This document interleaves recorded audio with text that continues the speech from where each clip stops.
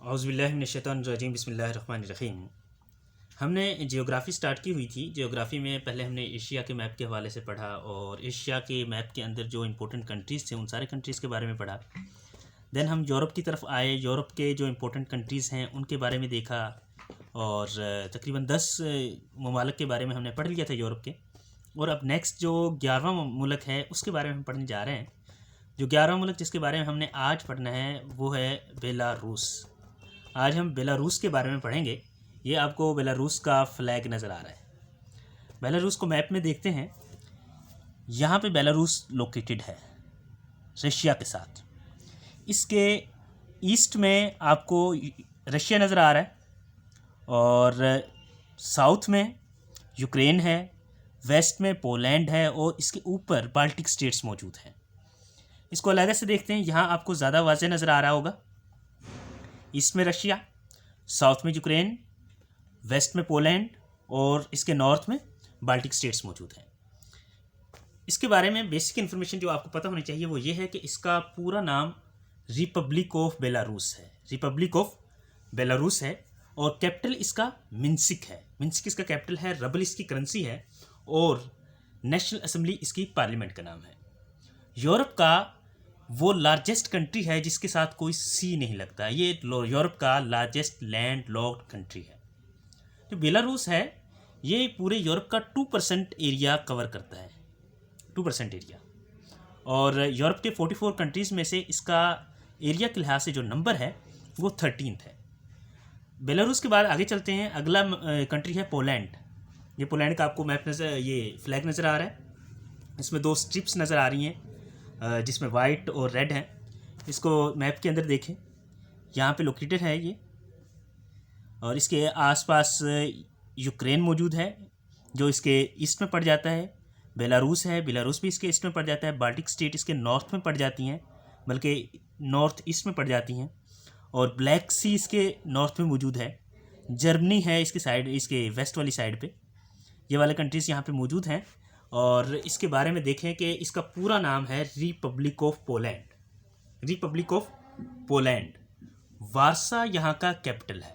वारसा यहाँ का कैपिटल है। वारसा वो वाला सिटी है जहाँ पे रशिया ने एक डिफेंस पैक्ट बनाया था, यूएसएसआर ने डिफेंस पैक्ट बनाया था जिसको वारसा पैक्ट बोला जाता है, नेटो के ख़िलाफ़ बनाया था। और यहाँ की करेंसी यूरो है। पार्लियामेंट नेशनल असेंबली है। इसकी एजेंसी का नाम, जो न्यूज़ एजेंसी है, पोलिश प्रेस एजेंसी है। वोडका जो है ना वो पोलैंड से ओरिजिनेट हुआ था, फिर बाकी दुनिया में फैला था। इसके वोडका की ओरिजिन की जो जगह है वो पोलैंड है। पोलैंड यूरोप के सेंटर में मौजूद है और यूरोप के कॉन्टिनेंट के अंदर जो कंट्रीज़ हैं उनमें सब में 7th नंबर पे आता है पोलैंड। इसमें बड़ा डाइवर्स इन्वायरमेंट है। यूरोप के जो कंट्रीज़ हैं उनमें जिसमें सबसे ज़्यादा डाइवर्स इन्वायरमेंट है वो पोलैंड है। पोलैंड के बाद अगला जो कंट्री है वो है चेक रिपब्लिक। 13 वाला चेक रिपब्लिक है और ये इसका आपको फ्लैग नज़र आ रहा है। यहाँ पे देखें चेक रिपब्लिक की लोकेशन। ये चेक रिपब्लिक लोकेटेड है यहाँ पे, ये। और इसके नॉर्थ में पोलैंड नज़र आ रहा है। जर्मनी यहाँ के इसके वेस्ट में मौजूद है। ऑस्ट्रिया साउथ में है और हंगरी भी इसके साउथ में, स्लोवाकिया साउथ में, ठीक है। यूक्रेन के साथ भी इसकी सरहद मिलती है, ईस्ट वाली। यहाँ पे आप इसको अलग से देख सकते हैं। यहाँ पे वाज़े नज़र आ रहा होगा आपको। पोलैंड, जर्मनी इसके नॉर्थ में मौजूद है और जर्मनी ही इसके वेस्ट में मौजूद है। ऑस्ट्रिया और स्लोवाकिया ये इसके साउथ में मौजूद हैं। इसको देखते हैं कि ये एक लैंड लॉक्ड कंट्री है। इसको ज़िकिया भी बोला जाता है। ये वो वाला कंट्री है जहाँ से रोबोटिक का ओरिजिन हुआ था। और जो ये चेक रिपब्लिक है ये बियर के लिए बहुत ज़्यादा फेमस है। इसकी पार्लियामेंट का नाम पार्लियामेंट ही है और न्यूज़ एजेंसी इसकी सिटी के है। बेकेलिक एयरपोर्ट यहाँ का सबसे फेमस एयरपोर्ट है। नेक्स्ट स्लोवाकिया की तरफ जाते हैं। ये स्लोवाकिया का फ्लैग नज़र आ रहा है। स्लोवाकिया को मैप पे देखें तो यहाँ पे मौजूद है ये पोलैंड के नीचे, अब चेक रिपब्लिक के साथ। यही जो अभी हमने देखा, हंगरी इसके साउथ में है, पोलैंड इसके नॉर्थ में है और यूक्रेन इसके ईस्ट में है। चेक रिपब्लिक इसके वेस्ट में है। ऑस्ट्रिया भी इसके वेस्ट में मौजूद है। इसके आप इधर मैप के अंदर भी देख सकते हैं। यहाँ पे ये मौजूद है, ये छोटा सा नज़र आ रहा है आपको, यूक्रेन के साथ। इसका बाकी मैंने बता दिया कौन कौन सी कंट्रीज इसके आसपास मौजूद हैं। ये भी एक लैंडलॉक कंट्री है और ब्रैटिस्लावा इसका कैपिटल का नाम है, यूरो इसकी करेंसी का नाम है और नेशनल असेंबली इसकी पार्लियामेंट का नाम है। नेशनल असेंबली इसकी पार्लियामेंट का नाम है। देन हम हंगरी की तरफ चलते हैं। हंगरी का आपको फ्लैग नज़र आ रहा है जिसमें 3 किस्म की स्ट्रिप्स आपको नज़र आ रही हैं, रेड, वाइट और ग्रीन वाली। ये मैप पे यहाँ पे मौजूद है, ये रहा स्लोवाकिया के नीचे जो अभी हमने देखा, इसको इसकी रोमानिया के साथ सरहद लगती है, ऑस्ट्रिया के साथ लगती है और चेक रिपब्लिक के साथ लगती है। ये वाले कंट्रीज़ हैं जिनके साथ इसकी सरहद लग रही है। इसके बारे में देखें कि ये इसका जो कैपिटल है ना वो बुडापेस्ट है। नेशनल असेंबली इसकी पार्लियामेंट का नाम है, नेशनल असेंबली इसकी पार्लियामेंट का नाम है। ये लोकेटेड है एक ख़ास किस्म की एक मशहूर बेसन है, कारपैथियन बेसन, कारपैथियन बेसन, वहाँ पे ये लोकेटेड है। और इसके ना 2 फेमस रिवर्स हैं, एक का नाम है डैनूब और एक का नाम है टीज़ा। डैनूब और एक का नाम है टीज़ा, ये 2 इसके फेमस रिवर्स हैं। अच्छा, इसकी करेंसी का नाम फोरेंट है और MTI इसकी न्यूज़ एजेंसी है, MTI न्यूज़ एजेंसी है। देन रोमानिया की तरफ चलते हैं। रोमानिया का ये फ्लैग है आपको, इसमें वर्टिकल स्ट्रिप्स हैं, ब्लू है, येलो है और रेड है। रोमानिया की लोकेशन देखें, यहाँ पे लोकेटेड है ये यूरोप में, इसके हंगरी के नीचे साउथ में, मतलब साउथ ईस्ट में पड़ जाता है तकरीबन, और यूक्रेन के टोटली साउथ में है। और ये वाले कंट्रीज़ यहाँ पे मौजूद हैं, बल्गारिया इसके नीचे मौजूद है, सर्बिया मौजूद है। तो इस साथ ब्लैक सी के साथ इसकी सरहद लगती है ईस्ट वाली साइड पे। जो रोमानिया है इसके बारे में याद रखें कि इसका कैपिटल है बुचारेस्ट। रोमानिया वो वाला कंट्री है जिसमें यूनेस्को की 7 हेरिटेज साइट्स मौजूद हैं। रोमानिया वो वाला कंट्रीज है जिसमें यूनेस्को की 7 वर्ल्ड हेरिटेज साइट्स मौजूद हैं और इस कंट्री के अंदर दुनिया का सबसे तेज़ तरीन नेट चलता है रोमानिया के अंदर। और इसकी करेंसी का नाम है रोमानियन ल्यू, न्यूज़ एजेंसी इसकी एग्रप्रेस है। देन आगे चलते हैं माल्डोवा की तरफ। माल्डोवा जो है ना, इसका ये आपको फ्लैग नज़र आ रहा है, इसमें भी स्ट्रिप्स हैं और साथ में ये आइकॉन नज़र आ रहा है। माल्डोवा की लोकेशन देख लें, ये यूक्रेन के नीचे मौजूद है, यहाँ पे ये मौजूद है इधर यूक्रेन के नीचे। साथ रोमानिया के साथ इसकी सरहद मिलती है और बस रोमानिया और यूक्रेन के साथ मेनली इसकी सरहद मिलती है। और ये भी यूक्रेन ही का पार्ट है जो इसके साउथ में मौजूद है। साउथ में ही इसके साउथ और ईस्ट में ही, वेस्ट में इसके रोमानिया भी मौजूद है। नॉर्थ और ईस्ट वाला मोस्टली पार्ट इसका कवर्ड है इसे यूक्रेन से। इसके बारे में देखिए, यहाँ पे ये आपको नज़र आ रहा है माल्डोवा, ये रोमानिया है, ये सारा यूक्रेन है इसके आसपास सारा, ठीक है। ब्लैक सी इसके यूक्रेन के साथ है, इसके साथ नहीं है। इसके बारे में देखें कि इसका जो पूरा नाम है माल्डोवा का, रिपब्लिक ऑफ माल्डोवा। माल्डोवा का पूरा नाम रिपब्लिक ऑफ माल्डोवा है। और इसके बारे में याद रखें कि ये यूरोप का लीस्ट विजिटेड कंट्री है पूरे यूरोप के अंदर। और चिसिनाई इसका कैपिटल का नाम है, लीव इसकी करेंसी है और ये भी लैंडलॉक कंट्री है, जैसा कि मैंने आपको दिखाया, कोई समुंदर इसके साथ नहीं लग रहा। फिर आगे चलते हैं, अगला है बल्गारिया। बल्गारिया का ये आपको फ्लैग नज़र आया, इसमें भी 3 स्ट्रिप्स हैं, ऊपर ये वाइट स्ट्रिप है, ग्रीन है और रेड है। बल्गारिया यहाँ पे लोकेटेड है, ये रहा रोमानिया के साउथ में ये मौजूद है। यहाँ आप देख सकते हैं ये बल्गारिया मौजूद है। ब्लैक सी के साथ ये मिलता है, ग्रीस जो है वो भी इसके साथ सरहद इसकी टच होती है, बाकी बल्कान स्टेट्स के साथ, बाकी बल्कान स्टेट इसके साथ लिंक्ड हैं। देन आगे चलते हैं, आगे जो इसको आप मज़ीद इस मैप में देख सकते हैं, यहाँ ज़्यादा वाज़ेह नज़र आ रहा है आपको,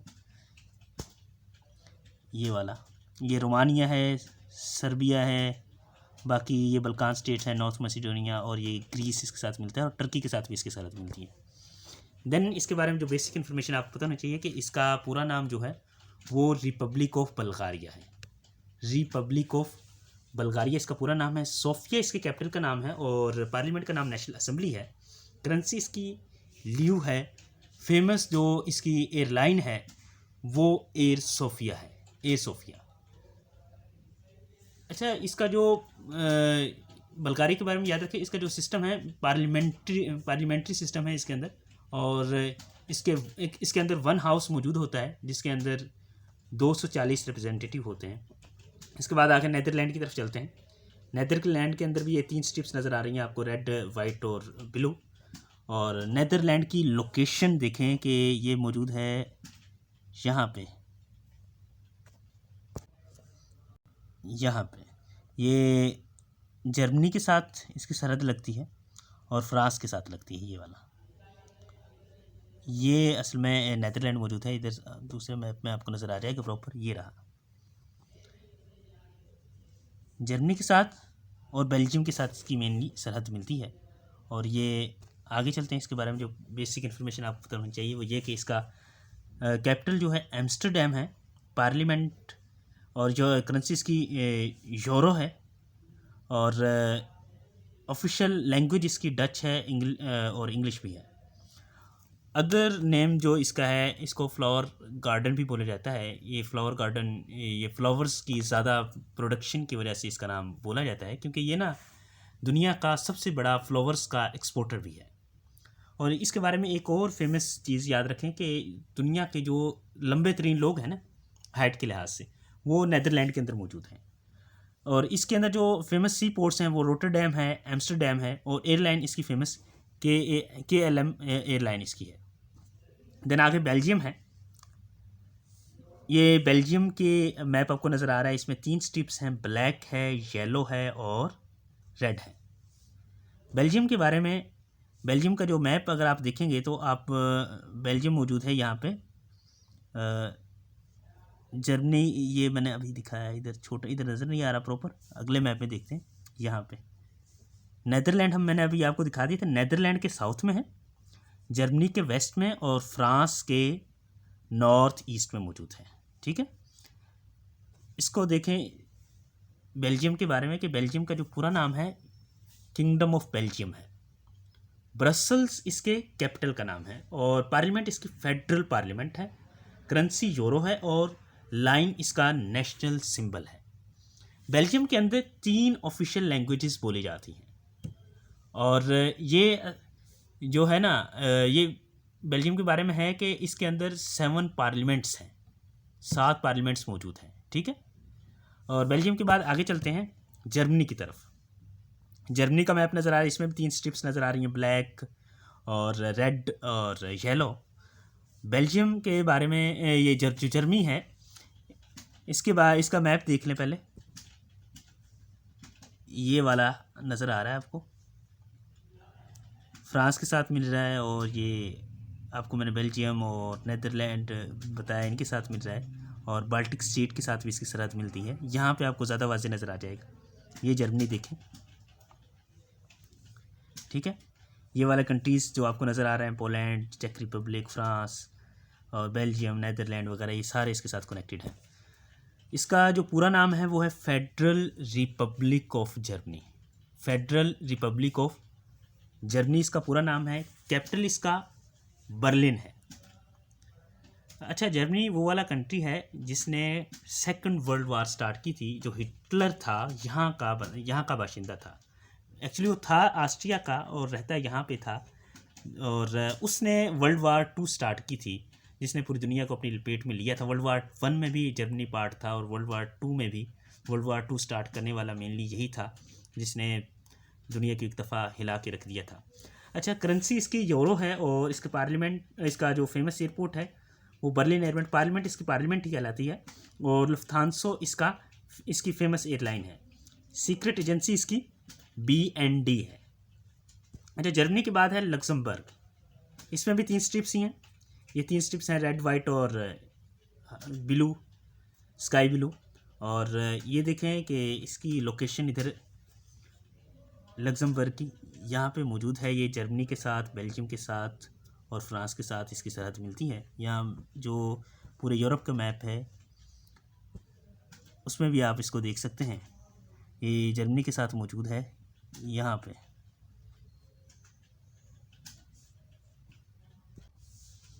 ये इसके आसपास के मुल्क नज़र आ रहे हैं, फ्रांस, जर्मनी और ये इटली आपको नज़र आ रहा है। ये असल में लग्जमबर्ग है। अच्छा, लग्जमबर्ग के बारे में आपको पता होना चाहिए कि ये इसका पूरा नाम है ग्रैंड ड्यूची ऑफ लग्जमबर्ग। कैपिटल जो इसका है उसका नाम भी यही है, लग्जमबर्ग सिटी उसको बोलते हैं, लग्जमबर्ग सिटी उसका नाम है। और यूरो इसकी करेंसी है, यूरो इसकी करेंसी का नाम है। और इसकी जो पार्लियामेंट का नाम है वो चैम्बर ऑफ डिप्टीज़ कहलाती है। नेक्स्ट कंट्री ऑस्ट्रिया है। ऑस्ट्रिया में ये आपको 3 स्ट्रिप्स नज़र आ रही हैं जिसमें 2 रेड है और 1 वाइट है। और ऑस्ट्रिया को यहाँ पे देख लें कि यहाँ पे मौजूद है, ये जर्मनी के साथ। चेक रिपब्लिक इसके नॉर्थ में है और जर्मनी इसके साउथ वेस्ट में है। जर्मनी के साउथ वेस्ट साउथ ईस्ट में मौजूद है। ये इटली मौजूद है, स्लोवेनिया मौजूद है। ये वाले कंट्रीज़ यहाँ पे मौजूद हैं। और जो इसके मैप के अंदर देख लें, यहाँ पे ये मौजूद है, ये रहा, ठीक है। और नेक्स्ट इसके बारे में इंफॉर्मेशन देखते हैं। इसका जो कैपिटल है वो वीना है, यूरो इसकी करेंसी का नाम है और पार्लियामेंट का नाम पार्लियामेंट ही है।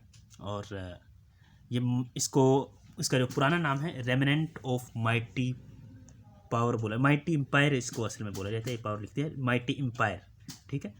देन है फ्रांस।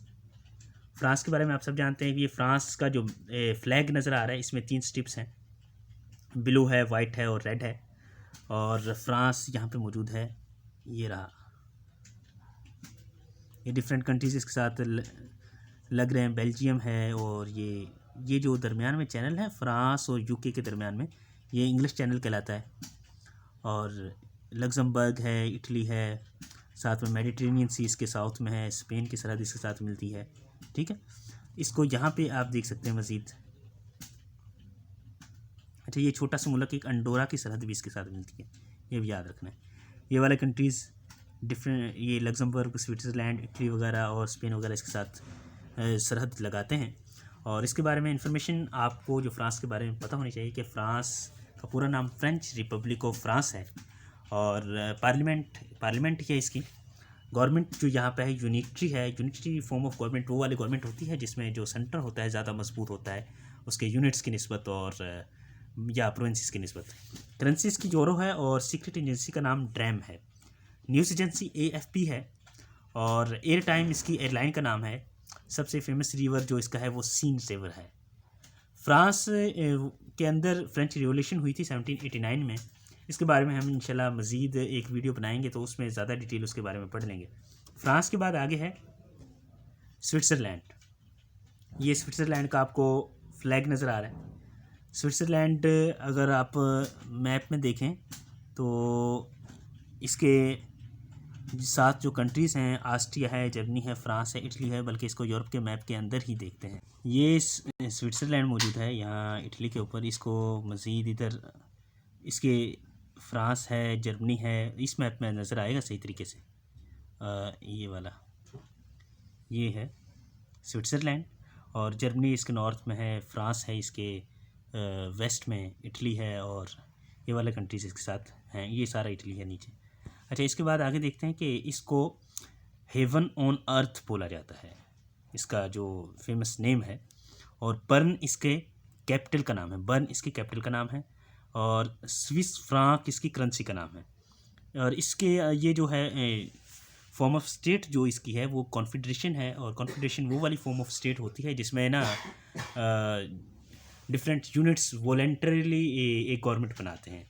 कभी भी वो एक दूसरे से अलहदा भी हो सकते हैं जब चाहें। अच्छा, ये कॉन्फेडरेशन है, ये यहाँ इसके बारे में याद रखना है। आज के लिए यहाँ तक ही।